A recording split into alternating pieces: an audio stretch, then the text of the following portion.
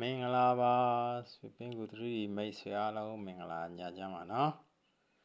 ဆွေပင်ကူရဲ့သင်ဆရာမြင်ဆရာကြားဆရာအားလုံးကိုဥတိုက်မှာပါရှင်မင်းတို့မှာ 3D တကွပြောပြပေးမှာဖြစ်ပါတယ်နော်ဟုတ်ပြီ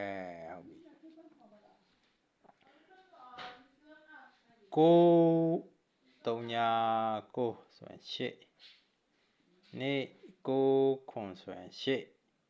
396ဆိုရင်8 3935ဆိုရင်8နော်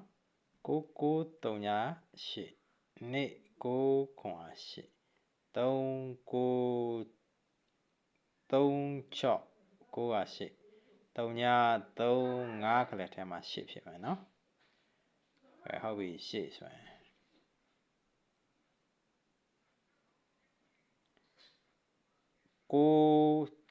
9 နေ့7ခွန်9ထက်ရဲ့6ပိတ်ရဲ့နေ့ပိတ်ရဲ့7ခွန်ခွန်1ရဲ့နေ့ပိတ်ရဲ့3ပိတ်ရဲ့6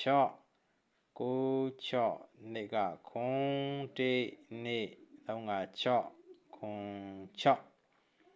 နေ့3ညက9ခွန်6 5ဆိုရင်9 9ဆိုရင်3ညထဲမှာ4ဖြစ်မယ်နော်ခွန်6 5 4 96နေ့ကခွန်1 3နေ့က6နေ့3ညက9ခွန်6 5 5 3ည9မှာ4တဲ့ခွန်6 5 4ဒီခွန်6 5 4ဖြစ်ပြီဆိုရင်တဲ့ခွန်ရဲ့ပါဝါနေ့ခွန်ရဲ့ကိုယ်စားလှယ်နေ့ဆိုရင်1 3ည1ကနေတယ်နော်1 3ည1ကနေဒီမှာ1 3နေ့က6ရဲ့ပါဝါ1ဆိုရင်3ည9နေ့ဆိုရင်7လို့ဖြစ်နော်96နေ့က7ခွန်ဆိုရင်1 3ည1ကနေခွန်နေ့1နေ့3က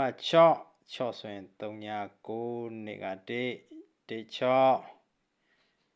ဆိုတော့နေ့3 3ညက5ဆိုရင်9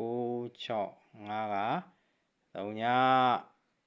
5ဆိုရင်3ည3ညဆိုရင်5ဒါဆိုရင်5 3ည9က4ဆိုရင်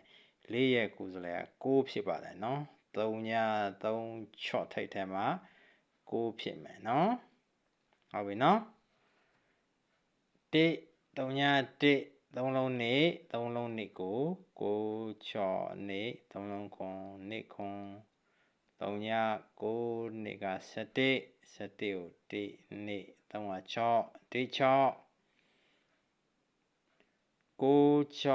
5က10 3ည9စတဲ့က5နေ3 3ညက5နော်နေ1 3ည3ည3 6ဆိုရင်9တဲ့9ဆိုရင်5 3ည9မှာ4ဖြစ်မယ်နော်အစုံလေးဖြစ်ပါနော်ခုနှစ်1 6 3ည5 4 9အဲ့ချိန်မှာ9 3ည9က8မိ9ခွန်က8 3 6 9က8 3ည3 5က8ဖြစ်ပါတယ်နော်